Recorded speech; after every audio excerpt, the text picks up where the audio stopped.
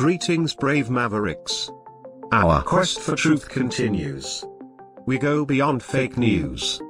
Together we expose propaganda. Together we pull others out of rabbit holes. We are maverick thinkers.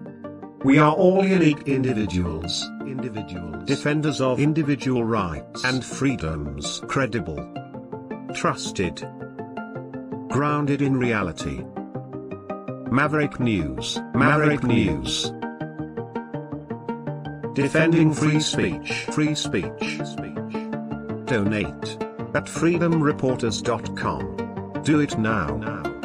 Tomorrow may be too late. Maverick News. The world is watching.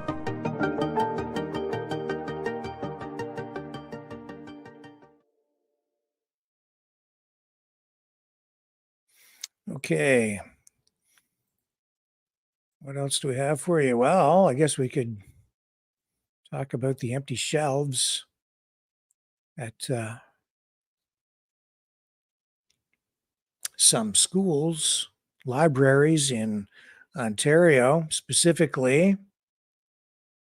I believe we're talking about schools in the Toronto area, like Mississauga. This involves books published in 2008 or earlier that have been removed from the school library. All because of confusion around new equity-based guidelines for schools. So as a result of an effort to only include books that are inclusive, a lot of, well, I would say important pieces of literature have been removed from some of these elementary school libraries. The Diary of Anne Frank is one of the books that has been removed. Let me just get the notes up that I have here. Okay. So another book, as an example, is The Very Hungry Caterpillar, banned. The Hunger Games, Harry Potter books, all on the banned list. However, the provincial government, the Doug Ford government, is ending the practice.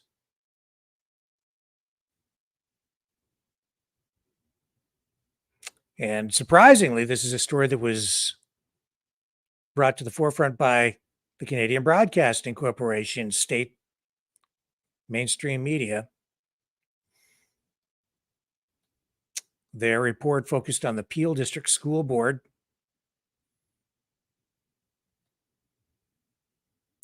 So a lot of these books were removed because they were old and cut up or ripped or out of date. Some were removed due to the board's interpretation of equity and inclusion guidelines, though. And some were literally discarded for being more than 15 years old. So more than 15 years old, out. What about Shakespeare? He's a little older than 15 years old. Let's be clear. This is really not about the condition of the books, the ages of the books. This is about political correctness, wokeism,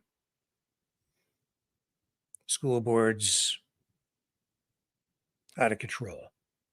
School boards run by left-wing woke liberals.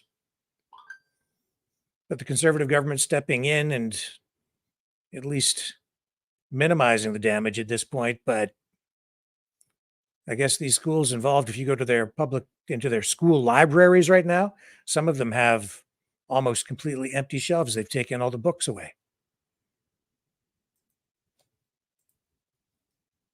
I'm sure we'll hear more about that.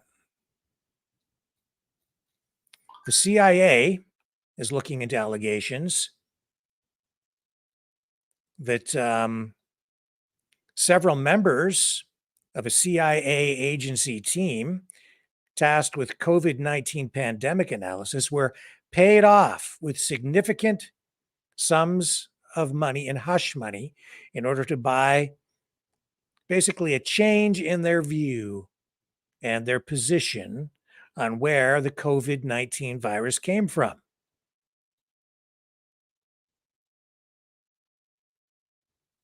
However, the agency is emphasizing in its response to media inquiries that it does not pay its analysts to reach particular conclusions. They did release a statement, and a lot of this work to get to this point and uncover or reveal this information was done by ABC News. And this statement coming forward today from the CIA, which says, quote, "At the CIA, we are committed to the highest standards of analytic rigor, integrity, and objectivity. We do not pay analysts to reach specific conclusions." That from Tammy Kupperman, a CIA spokesperson.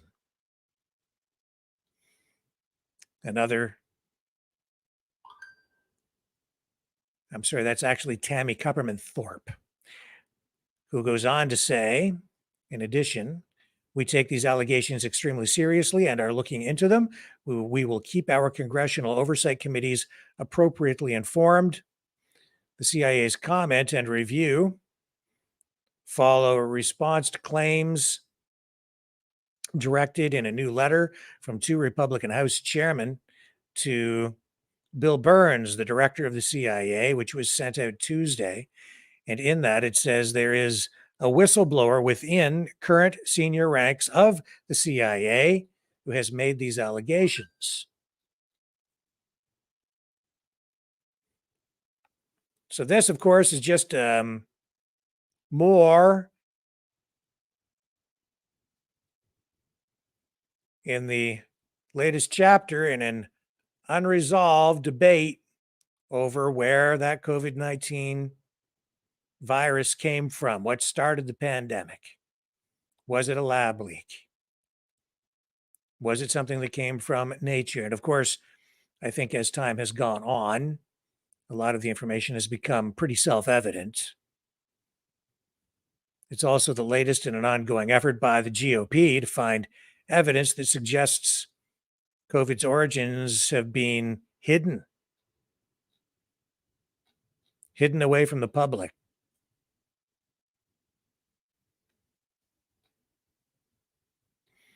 So this as well, another aspect to all of the controversy and turmoil surrounding the pandemic, the vaccines, everything that is still playing out. And it ties directly into what we just heard from the National Citizens Inquiry. I was hoping to actually take part in that news conference today. I did receive an invitation. I just was not able to. It was interesting to see, though, that every single person, every media person involved in that news conference today was from an independent media outlet. Every single one. And also interesting to see that there was nobody there from even the larger Canadian independent or alternative media like True North or even Rebel Media, not present. I really wish I had taken part. I just had other obligations today prior to coming on here tonight. Of course, the first priority has to be here is for me to be here with you to do this broadcast. So that's what I'm doing here now. I just wasn't able to register in time to take part in the Q&A. Nevertheless, you got the information. More to come on that. And Sean Buckley will be joining us for another broadcast. He's with the NCI. He'll be back on the program, I think, in about a week. So we have another broadcast set up with him directly. So I'm looking forward to that because the last time he was on, it was a great discussion. We'll see what happens with that investigation by the CIA into the CIA. Not holding my breath that anything terribly substantial will come out of that. But we can wait and see. Okay, what else we have? This kind of fuels speculation and undermines public trust in public institutions, especially politicians. You know, how many times has Alex Jones referred to uh, certain groups of globalist adversaries as lizard people? Well, what happens when the people he has targeted as lizard people begin referring to themselves as reptilian?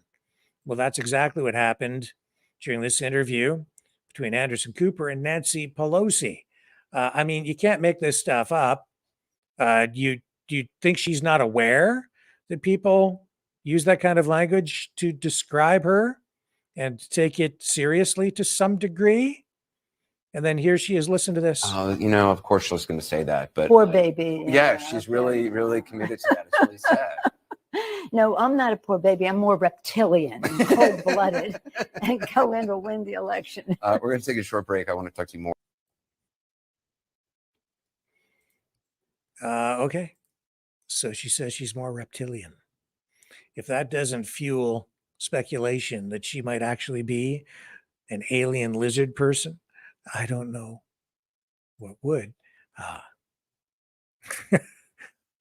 Why would she choose that language unless she has to be mocking people, or maybe it's just an admission that she is indeed not truly human. I don't know. You can decide. You tell me. You tell me. All right. Speaking of conspiracies, NASA has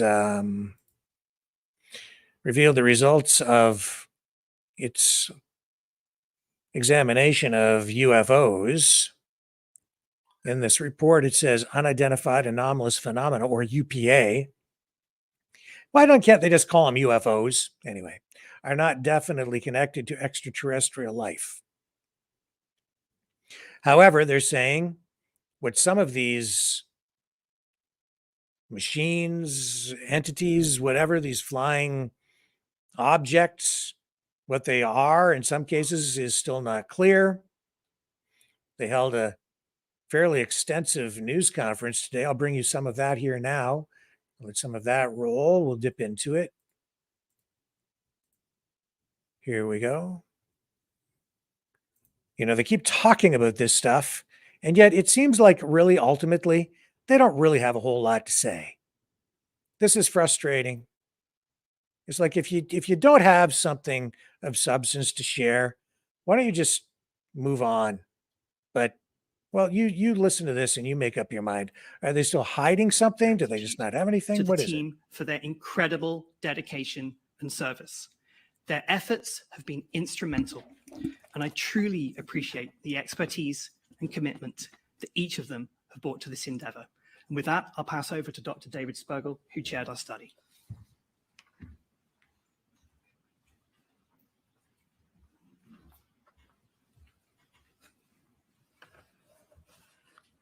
Well, first and foremost, I'd like to extend our sincere gratitude to the NASA administrator for entrusting us with this pivotal study. Your faith in our capabilities has been a driving force behind the panel's approach. The panel's comprehensive study into unidentified anomalous phenomena, or UAP, has led to several crucial findings, and I'd like to elucidate on our methodology and those findings this morning. We began by rigorously assessing the current state of UAP data.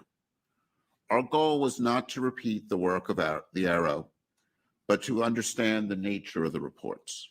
Our goal was to produce a roadmap for NASA to contribute to the understanding of the nature of UAP events. We looked at NASA's assets. While they provide a comprehensive picture of the ocean, the Earth's surface and atmosphere, for studying our evolving planet, they typically do not have the resolution needed for UAP events. However, by providing data on environmental conditions, they can complement other data on UAP. The current approach to UAP data collection has led to a limited sample of events and limited data. Stigma has limited reporting by pilots, both civilian and military, so we know there's missing data. For its analysis in other areas, NASA always takes a scientific approach of systematic data collection that involves calibrating instruments, multiple measurements, and ensuring sensor metadata. Most UAP events lack this quality of data.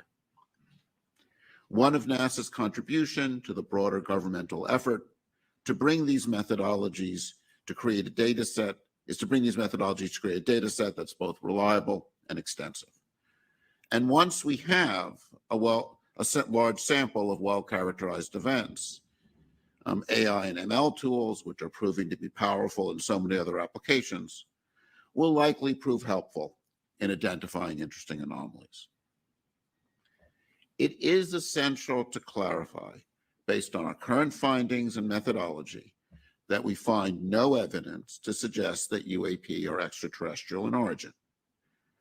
Our focus is on understanding the phenomenon, however, regardless of the source. And previous work from the C.I.A. has shown that most events are explainable as planes, balloons, drones, weather phenomena, and instrument features. And in any search for interesting anomalies, the first step is to eliminate the chaff of conventional events before moving on to identify novel phenomena. In this, the public's role cannot be overstated. The panel envisioned a framework that leverages crowdsourcing, possibly via smartphone applications, to capture a broader spectrum of data, ensuring more eyes and ears on the ground.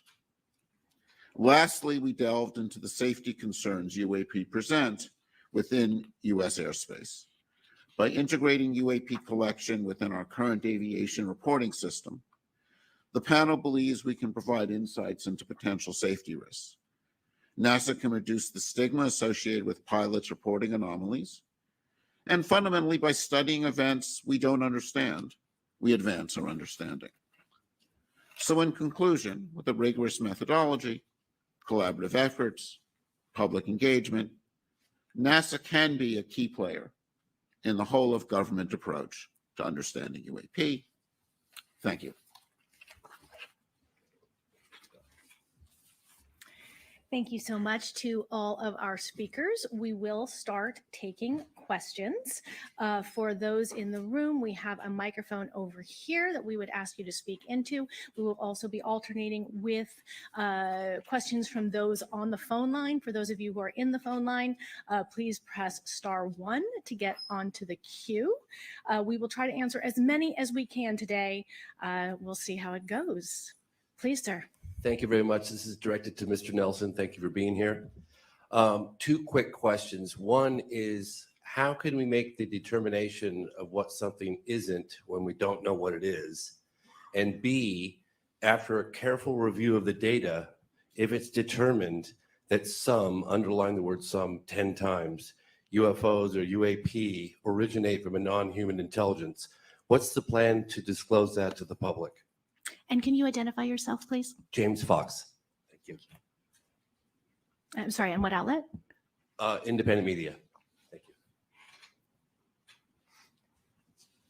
Well, let me repeat. It's on. Let me repeat what I said. I think it's important that you hear this word for word. Audio, please. The NASA independent study team did not find any evidence that UAP have an extraterrestrial origin, but we don't know what these UAP are. The mission of NASA is to find out the unknown. I've said several times in my comments here today that we, NASA, deal openly, and we will be transparent on this. And we're trying to address the question of there's so much concern that there's something locked up, classified, and that the American government is not being open. Well, we are the American government, and we are open, and we're going to be open about this. We don't, again, I'm going to repeat that statement, but we don't know what these UAP are, but we're going to try to find out. Thank you very much. And is there a plan in place if it is determined that some of them represent or originate from a non-human intelligence to tell the public? Is there a plan or? If we are what I said we intend to be, which is transparent, you bet your boots. We will say that. And I've tried to set the table for you by telling you what I personally believe in a universe that is so vast that could there be a replication of life on Earth elsewhere in another solar system that is so big? Of course, I believe that. The distances, it would have to be a very advanced civilization. The distances, light years, hundreds of light years, billions of light years.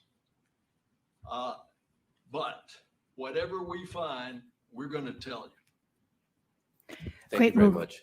Great. And we'll move on to the next question. Please do identify yourself.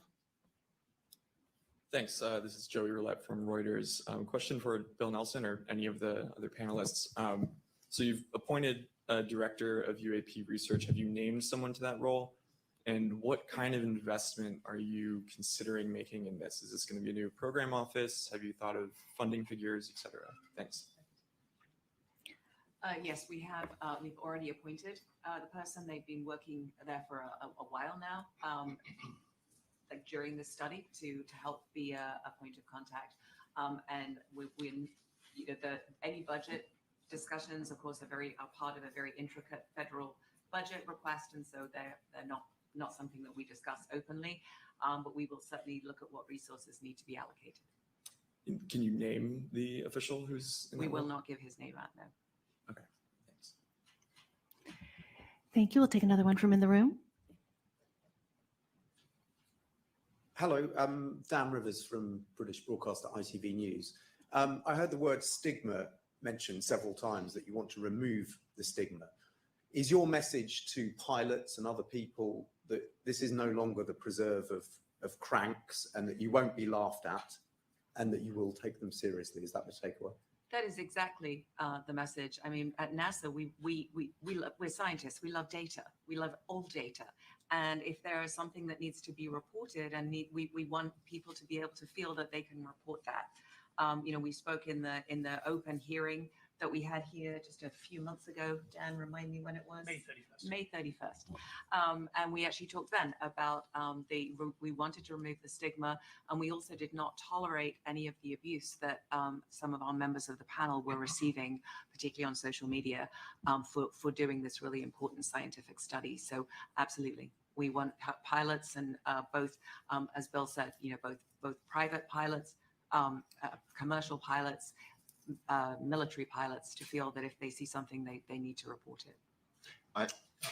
I want to say, and I want to repeat the way I said it, we want to shift the conversation about UAPs from sensationalism to science. I think of this in terms of the signs we see around for security, which say, if you see something, say something. I think in this context, we would summarize it as, if you see something, collect high quality data on it, because then we can learn. If I may, I just noticed in the report the Go Fast incident was one that was picked out, and that had been held up as an example of a very credible sighting that you seem to be pouring doubt on. Can you just talk to that?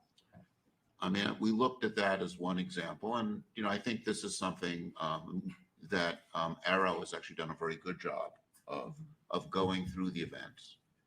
And most events are going to turn out, even if there are some events that in the end turn out to be something novel, most events are going to turn out to be conventional things, balloons, airplanes, and so on. I think of the process of discovery of anomalies as looking for a needle in a haystack. And if you want to find a needle in a haystack, you've got two choices. Either you know exactly what the needle looks like, and you design a very good filter to look for the needle. It's called match filtering in our in sort of AI work, machine learning, signal processing. Or you don't know what you're looking for. And with anomalies, that's really the case we're in. We're looking for things we don't understand. So if you want to find something strange in a haystack, you better know exactly what hay looks like. And you better be able to characterize that really well. And that's why in a process like this, and this is something that I think we bring to this as we look for anomalies, is you need to know what typical regular things look like under all conditions. You need to know what balloons look like when pilots see them, so under unusual conditions, so that you can eliminate those events. And that's why in identifying anomalies, understanding the normal is a very important part of it, and understanding that under different observing conditions and collecting data in a uniform way. I mean, this is what we do when we study anomalies in space science or other areas of science. And what we're trying to do is bring this approach to this field by saying, collect high quality data, understand the normal events, and that's how we move things forward. Thank you. We'll move on to the next question, please. Hello, I'm Nomia Iqbal from BBC News.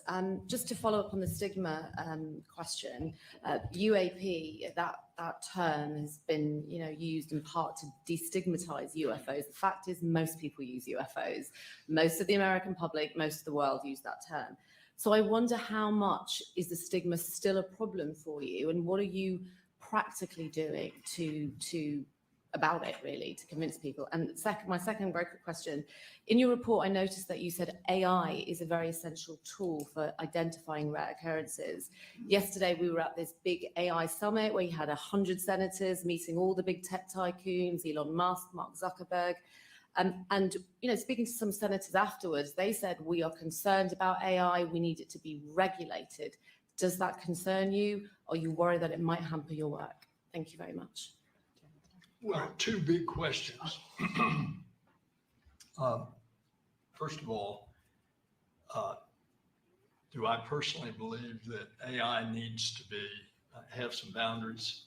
The answer to that, for our existentialism, yes.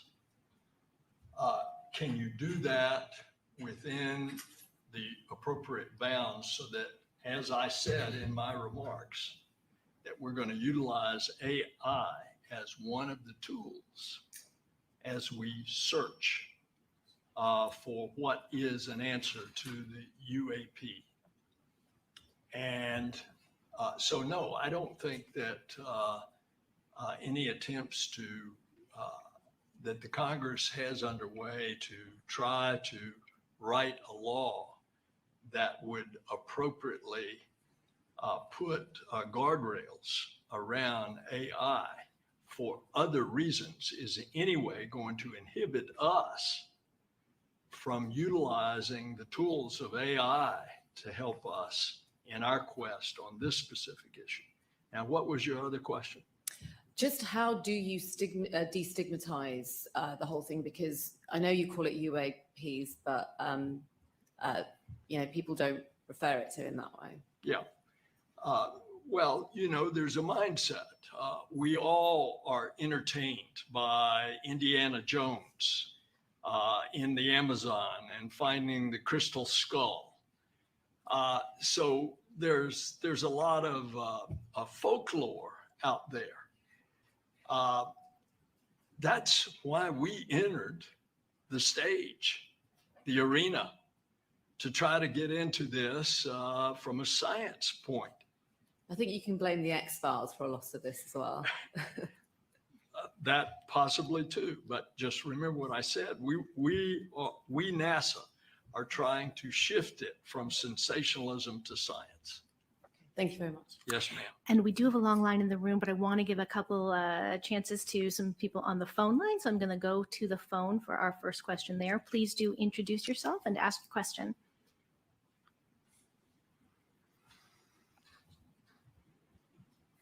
The phone, can you hear me? Our first question is from Marcia Dunn with the Associated Press. Your line is open. Yes, hi, Marcia Dunn, AP. I'm already receiving emails on Area 51 in Roswell, so I would like to ask Mr. Sperkel, how much were you and your fellow panel members hassled or bombarded by this sort of thing during the course of your study? And for NASA, are you not naming the director of UAP research for this very reason, so that they're not hassled and bombarded by the fringe element? Thanks. I would divide kind of emails and tweets into two types, right? There's some where people honestly are curious about things they've seen, they've heard. There are things that are hard to respond to, like my uncle who's dead saw something strange, and you get a report. And that's not useful, but that's harmless. On the other hand, one of the things that happened during the study, and this may be part of a bigger discussion of cultural behavior on social media, where people behave badly, and I would say harassed some of our panel members. And that, I think, was very inappropriate behavior one doesn't want to see. Sadly, I think it's part of a deeper problem when people somehow feel on the web, on social media, they can be nasty and hostile, and sadly, some of our panel members experience that. Yeah, I would just simply add to that to say that not only were some of the things that our panel members received during the course of this study simple trolling, some of them actually rose to actual threats. And as a result, we at NASA take the sanctity of the scientific process and the security and safety of our team extremely seriously. And yes, that's in part why we are not splashing the name of our new director out there, because science needs to be free. Science needs to undergo a real and rigorous and rational process, and you need the freedom of thought to be able to do that. Some of the threats and the harassment have been beyond the pale, quite frankly, towards some of our panelists. And yes, it's important that science be free as part of that process. Thank you so much. We will go to another question on the phone, please. Please go ahead and introduce yourself. Our next question comes from Tom Clark with Sky News London. Your line is open. Oh, hi there. Thank you very much for taking my question. I want to understand how much, you won't give us an idea of money, but how many assets or new research programs will be devoted to this by the administration. Because it strikes me that although the argument for aviation safety is clear, there are other departments and agencies responsible for that particular thing. And as the report concludes, the likelihood of there being extraterrestrial explanations or truly scientific explanations for many of these phenomena is very, very small. Shouldn't NASA devote its research budgets and its efforts to those much more likely and tangible signs of extraterrestrial life through things like the James Webb Space Telescope or extrasolar planets detection? Yeah, thank you for the question. So yes, obviously we don't discuss budget openly, but we are committed to supporting the whole of government study into UAP. All of our data are open. In fact, if you look at the report, you'll see a very large sort of background material or supplemental material in there, because we literally released everything because that's what we do at NASA. We do have our key agency goals. We have obviously our goals in the Science Mission Directorate, our themes that we follow, and one of those, as the administrator described, is the search for life elsewhere. And we do that, and he described the research beautifully. I think he maybe going for my job actually, but he described the research so well that what we need to find is a rocky planet around a hospitable star that isn't too violent, that is in just that right place, that has signatures of water and signatures of carbon, so the building blocks of life. And we continue to strive to do that. We do that with the James Webb Telescope. We'll be doing that when we launch the Nancy Grace Roman Telescope, that even has a coronagraph around it to block out the light of the neighboring stars and really let us look at those possible planets. And then beyond that, the next big telescope recommended by the Astrophysics Decadal is the Habitable Worlds Observatory, actually a mission designed to look for hospitable and find like Earth 2.0 in another stellar system. And so they really are in the forefront of our goals at NASA. So thanks so much for the question. I'm going to ask. Just jump in to clarify something. Will you be devoting any new resource or research projects to this particular aim then, given that's where the interesting questions really are? Should NASA spend time and budget pursuing the much less likely task of finding signs of extraterrestrial life in small objects within or close to the Earth's atmosphere? So, I mean, most of obviously our instruments are designed to look for the phenomena that we study at NASA. If any of our data are useful, if any of our data are applicable, then we absolutely will be devoting that and turning that over through our liaison to the whole of government approach. We are not at this time intending to design a mission to do this. That is not part of our kind of overarching NASA direction. We are looking at providing some research support. So if somebody wants to write a research proposal, send it in through the regular channels. We will be looking for ways to do that. And we also talked about supporting sort of the citizen science and the broader like repository of data. Dan, do you want to add? Okay. That's enough of that for tonight. More than enough. They're really just going around in circles. They don't really have anything new for us. I honestly am kind of getting tired of it. Let's have another news conference and talk about UFOs and then tell people we don't really know what they are. We're no further ahead now than we ever were. Maybe we're worse off because they keep talking about it and really not providing any real answers.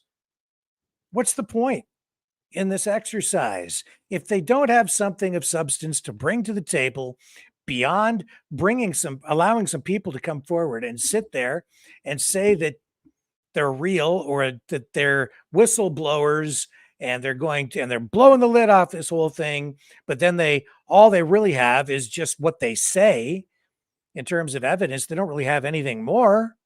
Then we're no further ahead than we were before because we already had people like that. And a lot of these are people who have come forward in the past. Now they're just coming forward again. But because they're testifying in front of these panels or committees, it gives it an air of officialdom. You know, it's must be true because it's all very official. Like, we don't know.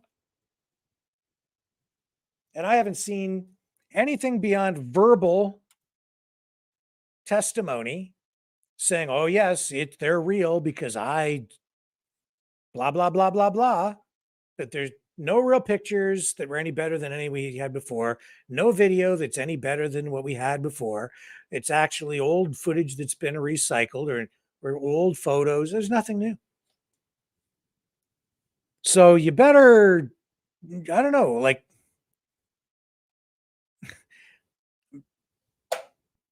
why are they doing this?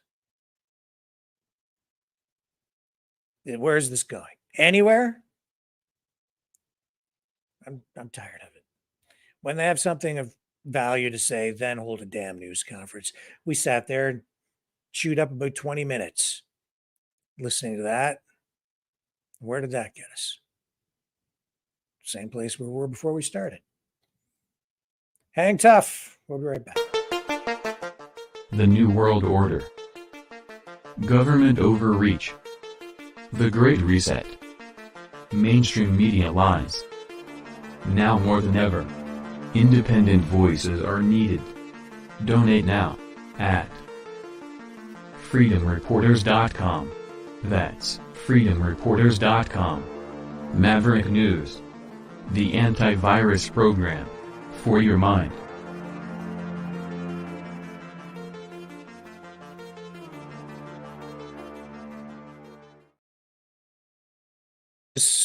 This is a story I wanted to talk about a couple of nights ago, and we just didn't quite get to it, but certainly worth mentioning. iPhone 12 sales have been banned in France. A French watchdog agency there says iPhone 12s emit too much electromagnetic radiation and should be withdrawn from the market. Now, Apple says that's not true, but tests conducted by France's National Frequency Agency found the iPhone 12's specific absorption rate, or SAR, which measures radio frequency energy absorbed by a body, exceeds standards set by the European Union. So this has prompted the agency to order Apple to halt iPhone 12 sales and update the iPhone 12 devices that are in use. What kind of phone do you have? Might want to take a look. So this information, this news comes as Apple has now unveiled the iPhone 15. European regulations say a phone that is handheld or in a pants pocket should have no more than 4 watts per kilogram of electromagnetic energy absorption. The testing by the ANFR found the iPhone 12 exceeded the limit by more than 40% at 5.74 watts per kilogram. The phone met the radiation threshold for devices kept in a jacket pocket or bag. France's digital minister says that the agency's data would be shared with regulators in other countries, and that could have a snowball effect in terms of regulations or recalls on this product. So Apple is expected to respond to this information within the next couple of weeks. But I don't think at this point they've responded to any media requests at Apple for comment on this subject at this point. But no question, radiation coming from cell phones is a concern, a potential health issue for human beings who love to put them up to their heads and in their pockets down near sensitive body parts, organs. Radiation. Radiation has been shown to have direct health implications. And it doesn't have to be 5G. It's the electromagnetic radiation, the radio waves of various kinds that come off these devices. So beware. And when I say beware, I mean be aware. Check what's going on with you. RFK Jr. has written an open letter to the Democratic National Committee. Now, again, sort of playing catch up a little bit on this, but this came through in my email overnight. Here's a copy of the letter. A lot of people saying RFK Jr. should switch parties. Subject that I know Lori has been exploring on some of her programs. And there's a copy of the letter. Says, this is sent to the chairman, to Chairman Harrison and members of the DNC. Says, I know some of you, well, a few of you are among my oldest friends. Others of you I have never met, but all of you are my family, As public servants and fellow Americans, families tell one another the truth as best we are able, with grace and love, and above all, with candor. When we take wrong turns or fail to live up to our best selves, it is our family's responsibility to hold up a mirror and recall us back to our true purpose and highest self-expression. And so I feel compelled to write to you now, because in my view, limited though it may be, the Democratic Party has gone off track. We live in times of division, disease, and turmoil, but they are not the first such times in our nation's history. Rulers always face the temptation to maintain social control by denying the people their freedom, their sovereignty and their voice. But from our nation's founding, through many struggles, we have upheld freedom instead. Our founders shed their blood for it. The civil rights movement fought for it, and the Democratic Party supported the movement under the Kennedy and Johnson administrations, culminating in the Voting Rights Act. Throughout the modern era, the Democratic Party fought back against censorship, upheld civil liberties, resisted corporate influence, and sought to enfranchise as many voters as possible. The Democratic Party truly lived up to its name, the party of democracy, the party of the people. Unfortunately, in recent years, our party leaders have succumbed to the siren of control. They have compromised the defining democratic principle of one person, one vote through repeated interference in the primary elections. They have hijacked the party machinery and, in recent years, directed the power of censorship onto their political opponents, raising political victory onto the altar in place of honest democracy. In schoolrooms across this country, we teach our children that they have an inalienable right to self-determination, that no matter the town or creed or condition into which they were born, they each have an equal right to vote for the life and society of their choosing, and that someday they too will have the chance to put forth their own ideas and be elected or passed over based on the equal votes of diverse peers. Never in all the civics lessons in all the schools in America did the teacher add except for in states that the president lost in the previous election. Never in all the glorious retellings of our fight for universal voting rights has any teacher added, quote, and the decision of the people should be overturned if it doesn't comply with the preference of the ruling elites. Yet this is exactly the new page in history that the DNC's pending rules propose, casting out New Hampshire's votes, limiting ballot access in Iowa, and deploying party operatives to water down the popular vote and ensure a controlled victory. Equally disheartening is the DNC's refusal to hold debates. The matter of precedent is spurious, as there has been no serious primary challenge to an incumbent in more than 40 years. Although Al Gore, as sitting vice president, did debate challengers in 2000. Voters deserve, and democracy requires, a competitive process by which to determine nominees. It should be a party's voters who choose a candidate, not party insiders who anoint one. The DNC and Joe Biden campaign have essentially merged into one unit, financially and strategically, despite the promise of neutrality in its charter and bylaws. The DNC is not supposed to favor one candidate over another.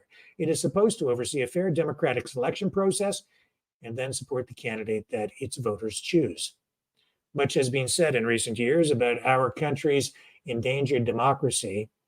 As someone who has spent decades battling corrupt corporate polluters, I can attest that endangered species are not saved by idle talk. We didn't bring the bald eagle back to the Hudson River Valley by holding a press conference. We did it by cleaning up the pollution that threatened its survival and introducing new chicks to the wild. Our endangered democracy is no different. Its salvation lies in cleaning our society of the toxic divisions and corporate greed that pollute our political waters. Its salvation lies not in sound bites, but in the careful seeding and nurturing and protection of healthy examples of democracy in action. To my dear family and fellow public servants and caretakers of democracy, I would like to offer a heartfelt invitation. Please lead by example and hold the most transparent, equal, accessible, and accountable election that has ever been seen in this country.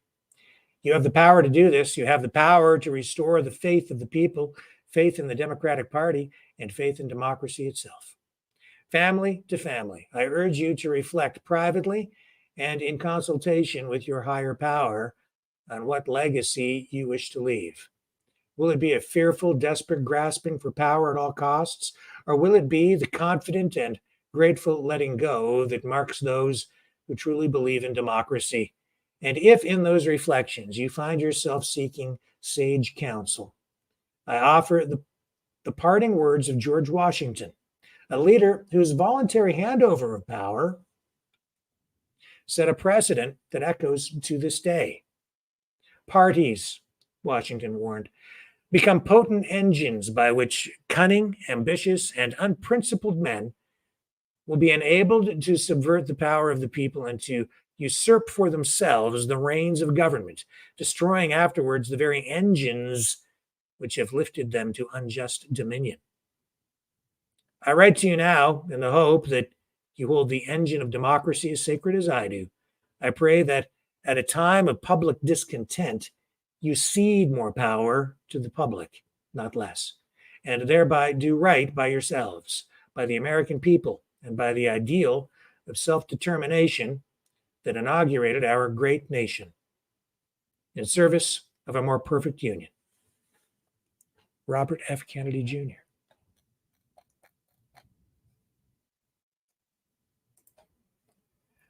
Kennedy, facing what really, at this point, unless they take that letter to heart, he's facing a challenge that is insurmountable. There is no path to victory within the DNC if they continue on this path and change the rules, cook it. That's what they've done. That's what they're doing. And it should not be any big surprise. I so remember there was one broadcast with Rush Limbaugh. I think maybe it's several, but his words stuck in my mind from years ago where he warned that the DNC does not really believe in democracy anymore. And he said that if they could, they would do away with elections altogether. He said, you wait and see. And here we are. It's just so obvious. Look what they did to Bernie Sanders. Look what they're doing to RFK Jr. now. Look what they've done to Trump. That isn't democracy. I think they need new rules to rein in the ruling class of the DNC, those in control, those who really do hold the reins of power within that party. RFK Jr. will need to take that party over if he wants the nomination. And what he's up against is real power and a whole lot of money. Don't go away. The New World Order. Government overreach. The Great Reset. Mainstream media lies. Now more than ever, independent voices are needed. Donate now at freedomreporters.com. That's freedomreporters.com. Maverick News. The antivirus program for your mind.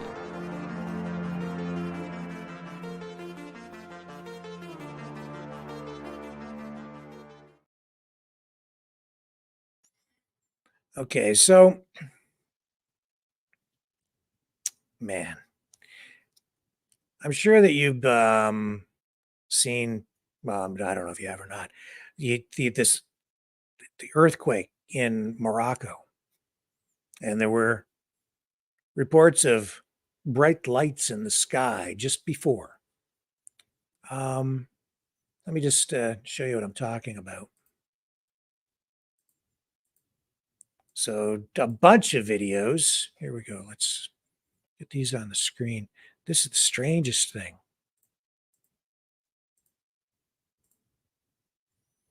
So, yeah, it looks like lightning. There are other ones that look like flying objects. We were just talking about UFOs. So there are a bunch of them on social media, a bunch of these videos.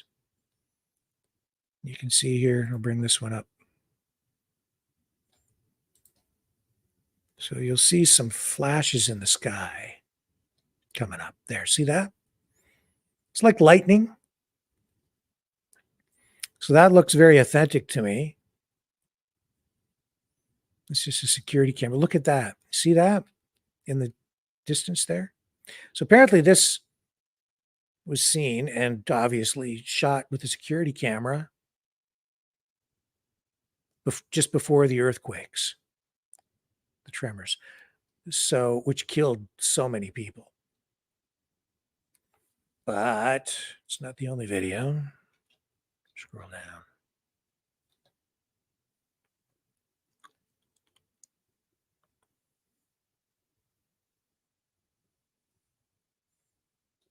I don't know about that one, but this one here, I think is relevant to the discussion. So here you go again. Here's an example. Now this one,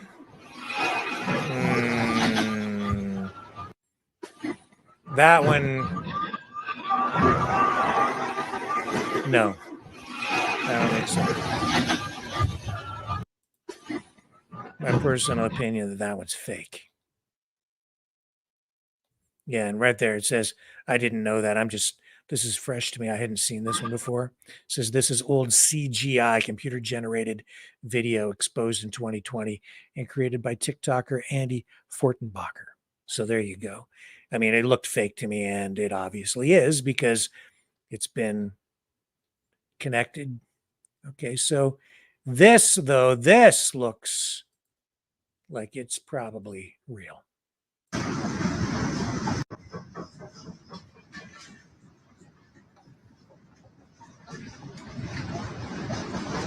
Huge, looks like, massive lightning, and just before the earthquake.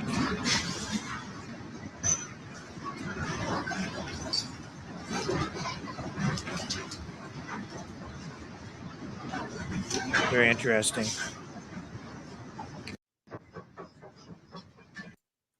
So that is pretty weird. And there's that fake video again. Yeah, this is fake. But people are sharing it as though this is real, but this is absolutely fake. And I mean, I'm sorry, the sound effects are so cheesy. It's just obvious.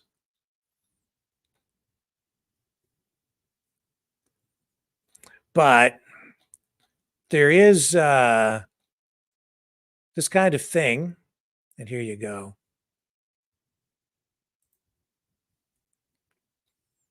This kind of thing has been documented in the past, and there is science behind it too, and reality. This kind of phenomena does happen before sometimes before major earthquakes. And I guess I looked this stuff up because of all the reports about this. And I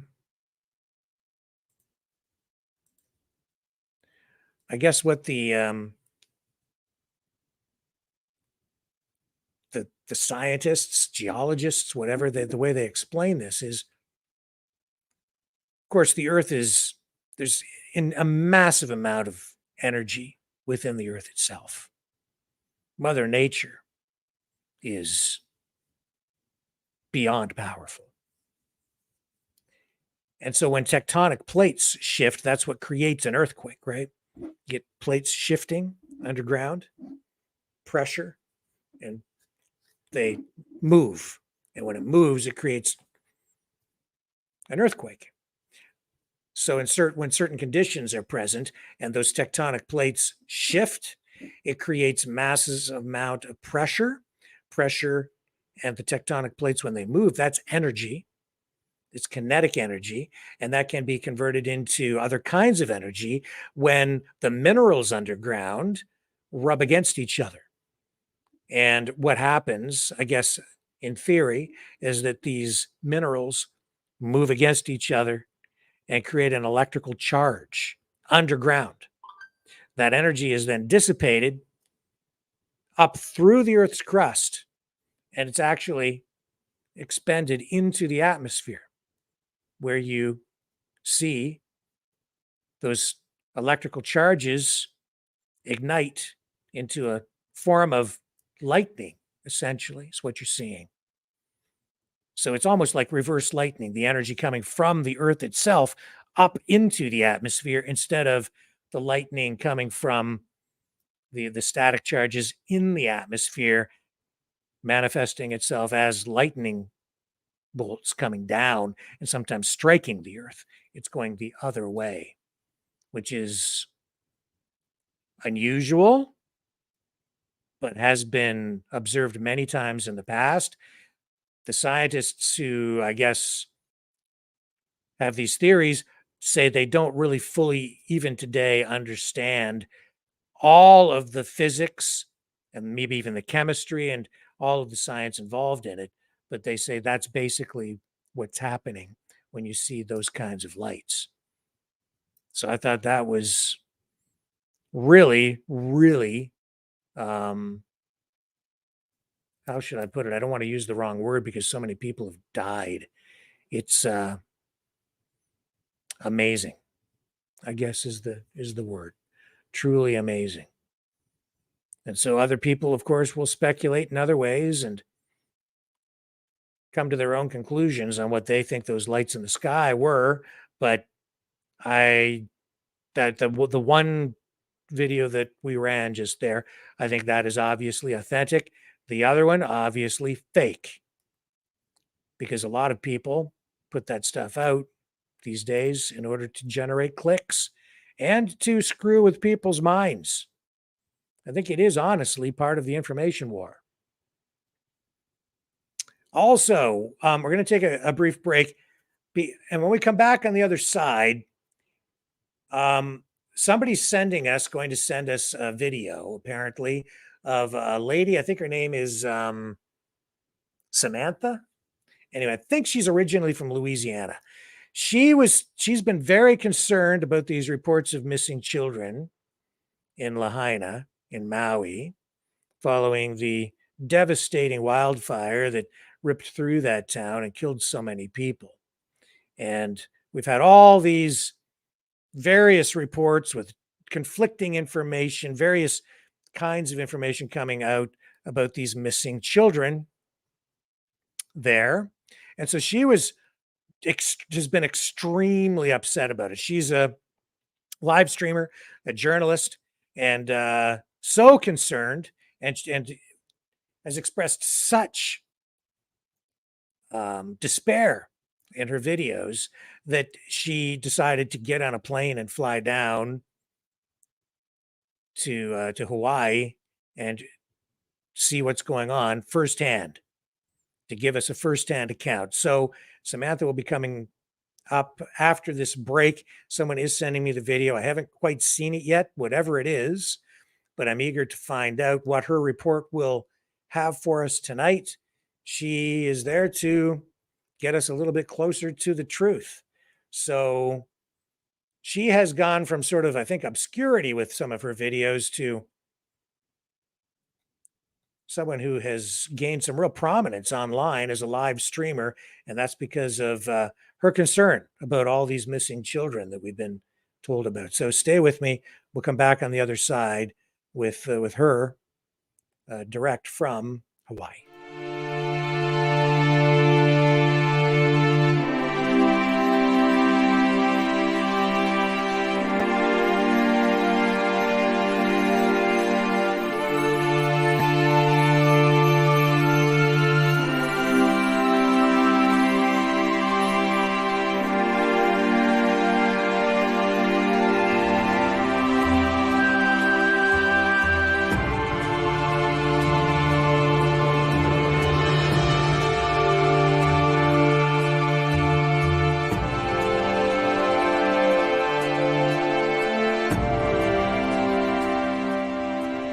Maverick News.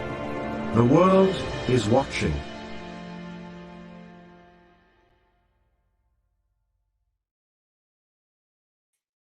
Okay, just one more moment. We'll be right back with Samantha and her report from Hawaii.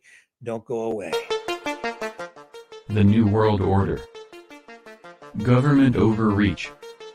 The Great Reset. Mainstream media lies. Now more than ever, independent voices are needed. Donate now at freedomreporters.com. That's freedomreporters.com. Maverick News. The antivirus program for your mind.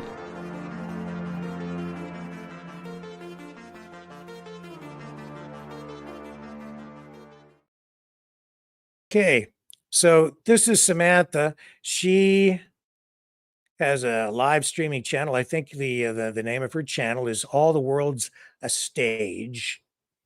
But you know, she's doing some good work as an independent streamer, journalist. And we're going to go to Samantha here with this report that she has provided, explaining what she has seen firsthand now in Hawaii. Samantha, of course, very concerned about all these missing children that have been reported, mostly by other independent streamers, podcasters, people online making these videos. So let's see what she has to say. She's down there, boots on the ground, getting us closer to the truth. And here's her report. Here she is. Oh, hang on a second here. Hang on. Samantha, I'm coming to you from Maui. Now, I want to point out real quick before I go inside and make my video, look how tight these streets are. Remember that, because we're going to talk about it. So I want to start this video by telling you guys that last night I was very, very upset. I was not angry. I'm a very empathetic person. And to be around so many people.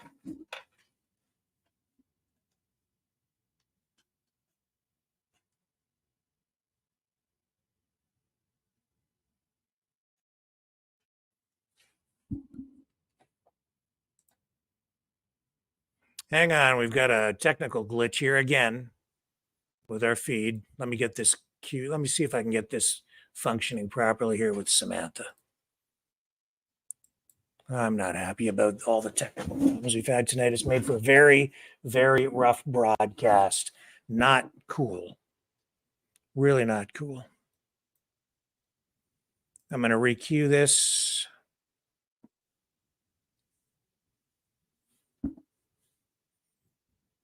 Okay, and one more try with Samantha. Okay, Samantha, come on back. Here we go. Hello, everyone. My name is Samantha. I'm coming to you from Maui.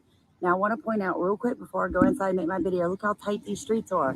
Remember that, because we're going to talk about it. So I want to start this video by telling you guys that last night I was very, very upset. I was not angry. I'm a very empathetic person. And to be around so many people who have lost so much is heartbreaking to me. So let me give you guys some perspective about Maui. Okay, so we all know that Maui is an island, right? Well, there's nowhere on this island that you could hide a hidden military airbase, okay? And the reason I say that is because there are mountains on different parts of the islands, right? And then you have flat land and you have the coastline and you have the interior. Well, the thing is this, it's not an island that's so big that somebody given a few months could not literally climb around on their feet exploring it. And we all know how children are. Think back to your childhood. For the ones of us that are my age and older, we played a lot in the woods surrounding our home, right? We played outdoors a lot. Now, the younger generation, you guys don't really have those kinds of memories. But as older generation, we do. And you explored your neighborhood. You explored everything. There's nowhere on this tiny island that you could hide a military air base that, one, somebody wouldn't have found it, and two, people wouldn't see the planes coming in and out. You can stand on a mountain here and turn 360 and see ocean all the way around. So I came back inside because people were starting to stare at me standing outside filming. Okay, so the next thing, I showed you at the very beginning of this clip how tight the streets are. Now, what I'm going to do right now is clip in an area right outside of Lahaina, right, that I just passed this morning, and I want to show you how close the street is, because that's very important to what I'm fixing to say next. All right, guys, as you can see, we're driving down one of the side streets about 8 miles outside of Lahaina. And as you can see, looking left, looking right, you see how tiny and tight these roads are? Do you see how close all the houses happen to be to each other? All right, so there's not a lot of wiggle room on these streets. The homes are relatively close together. Now, this area is a residential area, so it's got a little bit more space between the houses than per se where it was a tourist area, which is really what the town of Lahaina happens to be. It does have people that residentially live there, but the majority of people in that area are rented condos, hotels, and businesses. So I wanted you to see this with your own eyes, how tight the streets are for a very good reason. All right, let's talk about it. There is no way a school bus could go down those types of roads with a bullhorn yelling for kids to come out to get to safety. All right, now let's talk about school. School was technically not supposed to start until the next day, the 9th. There was orientation at the high school, all right? Those kids, I believe, were sent home early on buses. Other than that, the buses were not running for the kids, okay? So you didn't have a bunch of school buses filled with kids dropping kids off because of a fire, all right? Now that I've been here long enough, I've talked to people, that is the truth. Let's talk about a perspective thing. People are believing this clip right here. Here that I can't go too deep about. I think I've already said too much, but if you're looking for the children, they're probably somewhere in this general facility. I'll leave you the Easter egg yourself. There's more videos, and if you take a look at the billboard right here. That clip is a fraud, and I can tell you for one good reason. Maui does not allow any billboards, period. There's not one billboard on this entire island. There are two good reasons for that. One, they're ugly and they block the view. People come here for the view of the ocean and the mountains. They don't want to see big billboards. So there's actually a Hawaiian statute that forbids them, and here's a copy of that. The second reason they don't have billboards everywhere is the wind here is tremendous, all right? So the wind is gusting constantly, anywhere from 15 to 30 mile per hour winds every single day, right? And that's without any kind of storm or anything else out in the ocean around them. I'm telling you guys all this because I want you to have perspective and think this through like logical people. There is no way someone came in with buses, went up and down these teeny tiny streets that not one survivor, not one person working, not one mail carrier, not one adult, not one child saw it and did not report it, okay? I too was taken in with Where Are the Children? I've told you guys this. I was one of the first people who put a video out, Where Are the Children? It's had almost 300,000 views, okay? So I'm owning that. You guys rooted with me. We put our money together, and I came to Maui to bring you guys truth. And you don't seem to want to accept it. These children are not missing like the media tells us they are. Now, before you get furious and think you've got something I can't explain, let me tell you something. This entire island, right, except for the burned area, and let me explain that to you guys too. The burned area is 1% of this island, 1%. So 99% of the island is back to business as usual, all right? Everywhere has power. Everywhere has internet. I have been posting videos from all over this island. You guys have been watching them. How would I be able to post those if I did not have cell service and internet? All right. So you're holding on to information that is 4 weeks old and you're screaming about the numbers.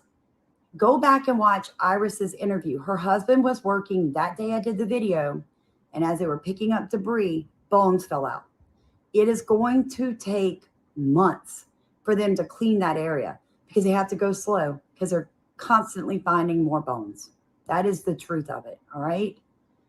So there's not some undercover 2,000 kids being taken in school buses to a hidden airport on Maui and being ferreted out for the rich. Guys, that is all BS. I'm telling you, it is BS, all right? Now, what is true is that the government is very, very corrupt on this island. I fully intend to go to every meeting they have this week with the Land Commission, all right, and sit in on those meetings. And if I get a chance to ask a question, even though I'm not from Maui, my questions would simply be, what do you intend to do with the land? What do you intend? The missing school buses are, I don't know. I've been all over the island. I haven't seen any missing school buses. If you're really that worried about missing school buses, call the school board. They have a number posted. Call them and ask them where they moved their buses. It's that simple. Don't continue to believe the lies that you're hearing on the internet. The reason people keep sensationalizing the children is it brings in money for them. That's it.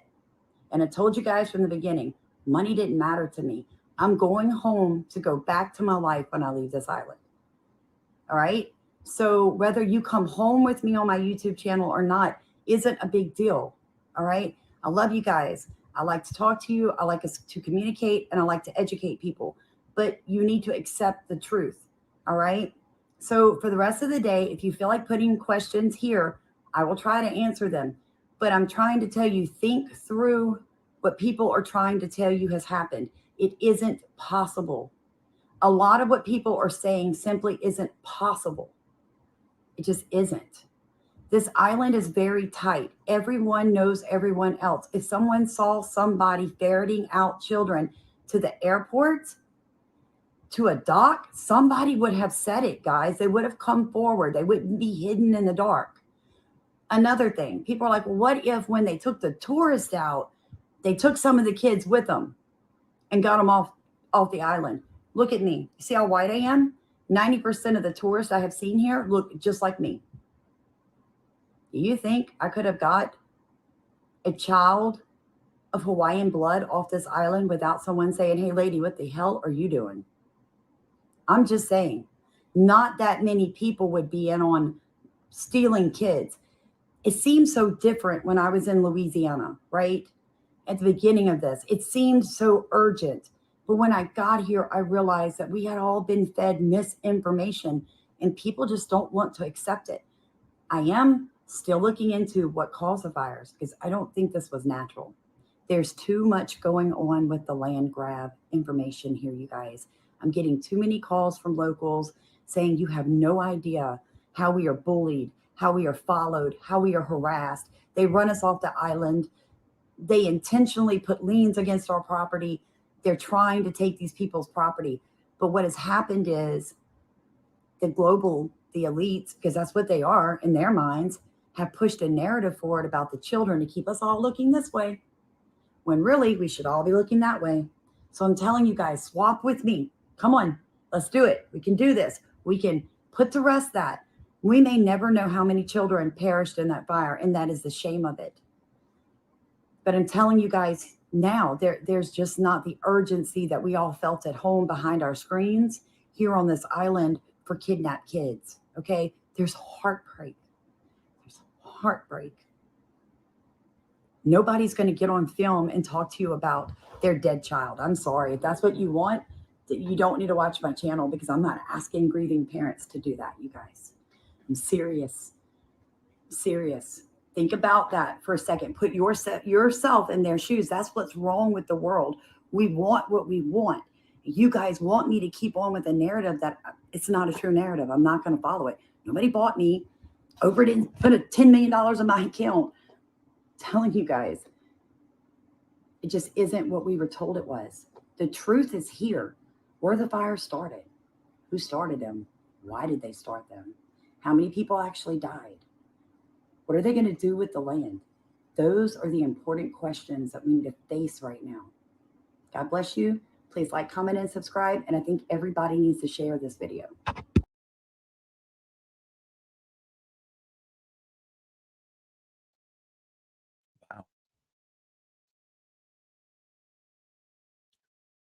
Samantha, her channel is called All the World's a Stage.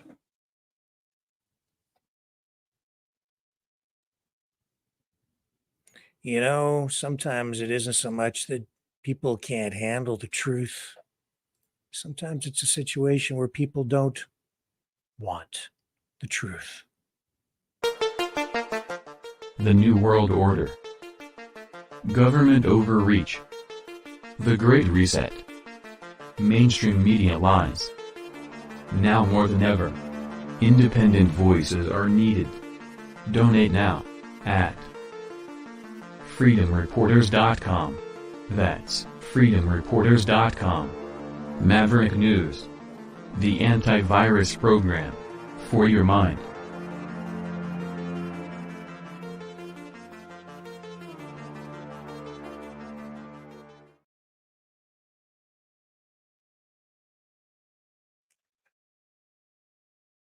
Lieutenant Steve Rogers did that SOS campaign, got all these people to write letters to him so that he could then present them to government in the United States.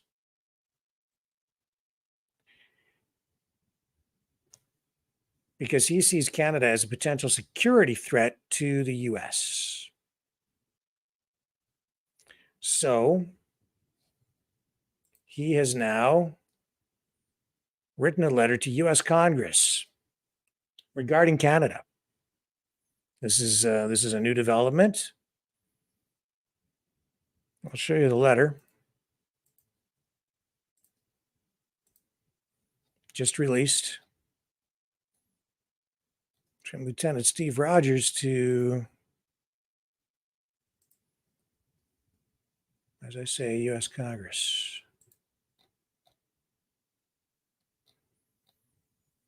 To Honorable Michael McCall, Chairman of the House Foreign Affairs Committee. It says, Dear Honorable Chairman McCall, dated today, on March 23rd and May 7th, 2023, I mailed you letters about public policies and actions of the Canadian government that have the potential of impacting not only the freedoms and liberties of Canadian citizens, but also Canada's relationship with the United States, specifically our national security. Now, let me be clear, it is not my intent to suggest that our government interfere with the inner workings of any foreign government, in this case, Canada. I'm fully aware that the domestic policies of each country should be addressed by its citizens. However, what I am providing you via this letter goes beyond the scope of Canadian domestic policies and extends to policies that may affect the United States. What he's getting at here is concerns about religious persecution, possibly using U.S. assets to surveil Canadian American citizens weeks before and during protests in 2022. He says, we believe we have identified at least one U.S. asset and have already requested the Judicial Watch assist us in obtaining this information via the Freedom of Information Act. So that, is a concern and prohibiting censoring non-government approved speech. Censorship. He's making reference here really to bills C-11 and C-18. It says perhaps the most alarming actions by the Canadian government was expressed in August 2023. Media Ottawa, Foreign Affairs Minister Melanie Joly says Canada has been considering a game plan for how it would respond if the United States took a far-right authoritarian shift after next year's presidential elections, where she did come out and say, we are certainly working on scenarios.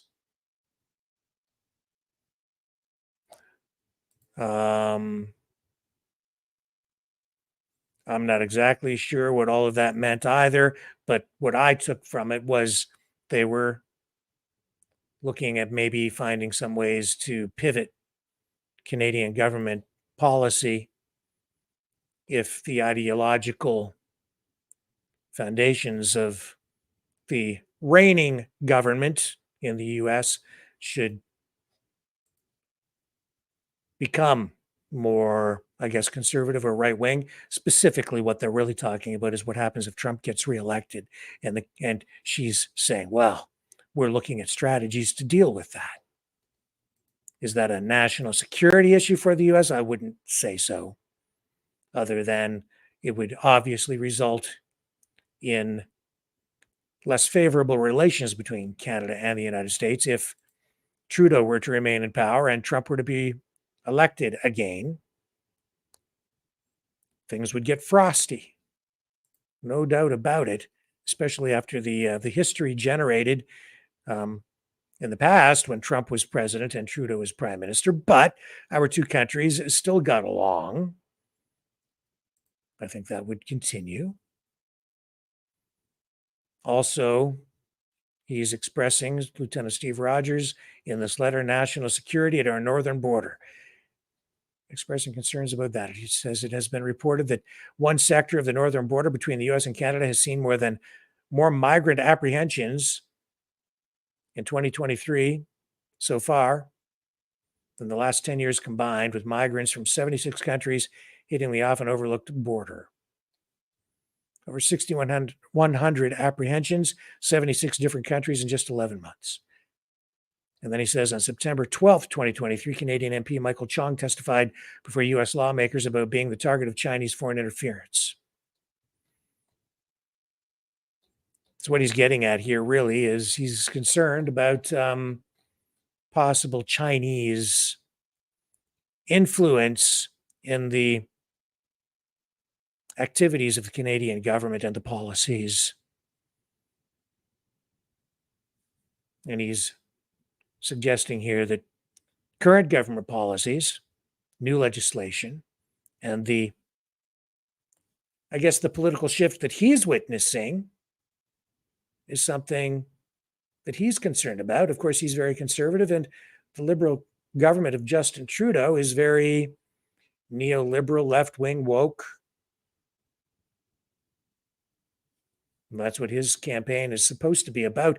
I would say, though, that this letter is concerning because while he's saying he doesn't want the government of the United States to become involved in the inner workings of any foreign government, he's at the same time really calling for the U.S. government to take note and get involved in some way in the inner workings of the foreign government. And everybody that wrote letters to him through his SOS campaign, calling on Canadians to respond and write him letters calling for help from the American government, well, they just gave the U.S. government justification to take action against the Canadian government in some fashion. What would that look like? I don't know. Will it result in an invasion? I doubt it. Is that what he's calling for? I don't know. Or is he calling on Congress to issue some sort of larger statement to exert pressure on the Trudeau regime to adopt more democratic policies, embracing the concepts and ideologies of freedom? Maybe. It's kind of vague. But anytime you see someone who has a large following, prominent online, it is viewed by thousands of people to the point where they're willing to write letters, SOS letters, save our souls, to a foreign government asking for intervention. What do you think what do you think we just did there? I'd love to have Lieutenant Steve Rogers on the show to get him to further explain this, because this is a little bit mind-numbing for me. I'm no fan of Trudeau, but I am a fan of Canadian sovereignty. And if the US government exerts any more influence over the Canadian government, we'll become Americans. Now, I don't know if that would necessarily be such a bad thing. I like the United States, but I love Canada too. And I'm kind of all for having our own country free of outside influence. That's what democracy is supposed to be about, right? Yeah, we could have a further long discussion about this one. Jesus. Save our souls. Let's all write letters to Lieutenant Steve Rogers asking him to have somebody intervene. What does that mean? It means that you've got a foreign government. You're asking a foreign government to do something to tell the Canadian government to stop or intervene. What does that mean? It means get involved. And if you're a foreign government and you're getting involved, you're applying that kind of, like, what do you, I mean, it could just be Congress writing a letter to Trudeau, which, okay. But it could result in a whole lot more. Something like that could snowball into military action. I don't think that's what he has in mind, but you could read it that way.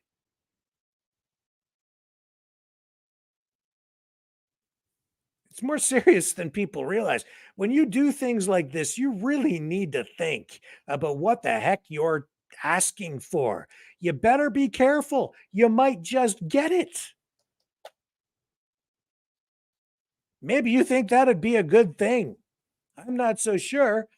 Like, if it got to that extreme, do I want the United States to come up here in tanks?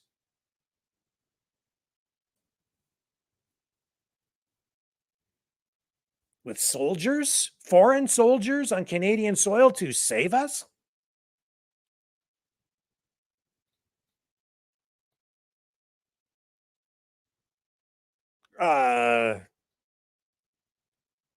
Guys, think about what just happened here.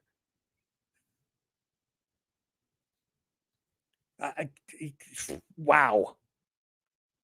Go, wow. Okay. I know a lot of you guys love him. I think he probably means well. But I don't think I did a show about this before. When he started that whole SOS letter writing campaign and he had the template, thousands of people responded. It's like, come invade us. See, that's the way this is how the US government kind of operates all the way around the world. They say, yes, we need to send the military into this country to save the people who have asked us to come in, to save them from a rage. Like, I don't know, man. We have an election coming up. Some people would like to see Poilievre elected. Maybe he's leading in the polls. Like, you want to give that guy a chance maybe before we have a foreign government invade or start some sort of, I don't know, impose sanctions on us or something to try to get Trudeau to bend the knee to Lieutenant Steve Rogers and Congress. Biden's not going to do anything. Biden loves Trudeau.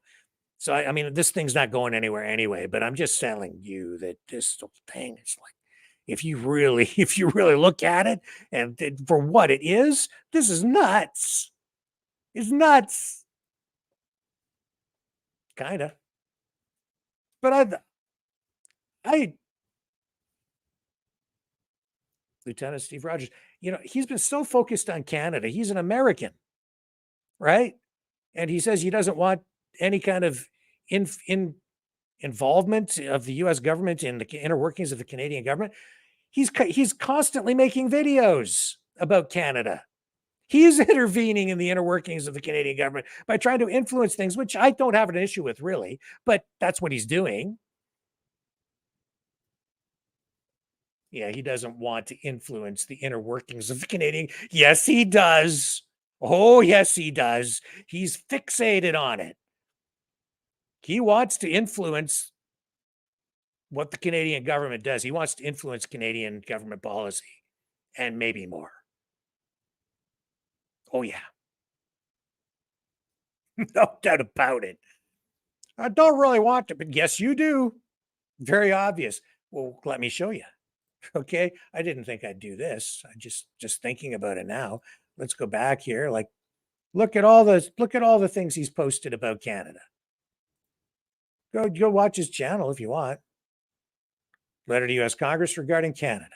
Lieutenant Rogers' statement answers question, why Canada? Freedom of information request. The quiet roar of Canadian truckers. CCP police in America and Canada. It goes on.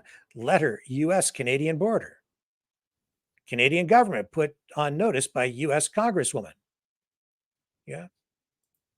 Yeah, there's a lot of information out there about Canada. More about Canada than the U.S. Oh, yeah, we didn't want to have any influence on Canada. No, yes, he does. Oh, yes, he does. Yeah, he's very focused on Canada. Whatever, man. Come on the show, Lieutenant Steve Rogers. You're invited. Love to have you on as a guest. It would be a very interesting conversation. You can explain it. Seems like a nice guy. I'm a little perplexed. Just a little perplexed. Come on over. Let's have a conversation. Love to have you on the show. The New World Order. Government overreach. The Great Reset. Mainstream media lies.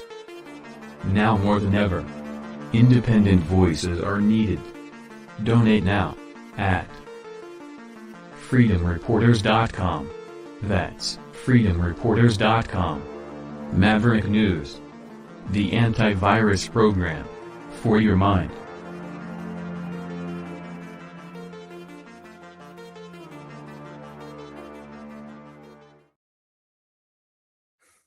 What a weird night. It's just been another weird night. Yeah, technical problems right off the top. The Grumble channel wasn't working. That was a setup issue. Glitchy internet, glitchy problems. Talking about, again, UFOs. Energy dissipation, but, bright lights over Morocco before the earthquake, which scientists, by the way, have been studying for some time. They're hoping that by figuring out how that works, they'll be able to use that information to better predict when earthquakes are about to happen so they can warn people. So it is a real thing. Absolutely. Yeah,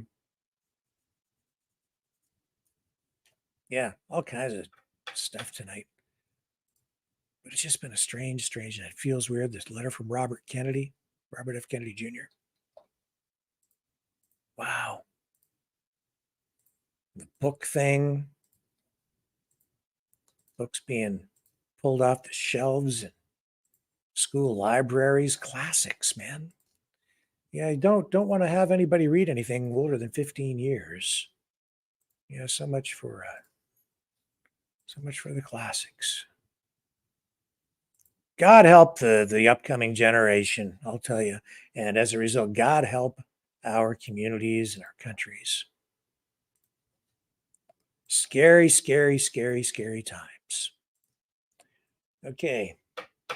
That being said, guys, I am going to wrap it up for the night. If you're inclined, you can support the channel by donating at freedomreporters.com. Let me see if I can put that up on the screen for you. freedomreporters.com. Or you can also donate through the Give, Send, Go page, where we have an account set up. at maverickdonations.com. Just punch in that URL, go to that web address, and it will take you straight to the Give, Send, Go donation page. Or most people are at freedomreporters.com. Sorry about all the glitches and the problems over on the Rumble channel tonight, the main one. Thank you, though, for sticking with us. And finally, I got it up and running in the second hour of the program. So I'm appreciative of all those of you who are over on Rumble. And if you are there, please consider subscribing. Would really appreciate that as we continue to build over on the Rumble platform. Like, share, subscribe on Facebook. Please subscribe on YouTube if you're over there. Ring the notification bell on our secondary channel where we continue to struggle along, still not online with our main YouTube channel. It'll be some time before we're allowed to get back on there. Totally demonetized over there, which is why we really need your help. You're the only ones who keep us operating here, keep us online. And a big thank you to Samantha for producing that video out of Hawaii, trying to get us all closer to the truth. And that was what she saw. That's what she's been seeing down there. And go check out her channel, All the World's a Stage. Definitely worth a follow. But boy, what a shift. I didn't expect that, honestly, from her. She was so all in on, where are the children? In the beginning, like so many other people, just taking in this information online and pretty much taking it to heart, which is why she got on that plane, which is a good thing. She went down there, focused on facts, focused on getting us accurate information. That's the mark of a true journalist. And while she may not come across as being some formally trained mainstream media type, I think she's doing good work down there. So appreciate that. And you can assess that for yourselves, what she had to say tonight. But I found her to be very credible and obviously not grifting. That's for sure. So thank you, Samantha, for all of that. I will be back, folks, tomorrow night, 6 p.m. Eastern Standard Time. Tomorrow is Friday. TGIF. I'll be here. Back with you. And as always, it's been a privilege tonight. Thank you. I do love you guys, Maverick family. Catch you on the flip side.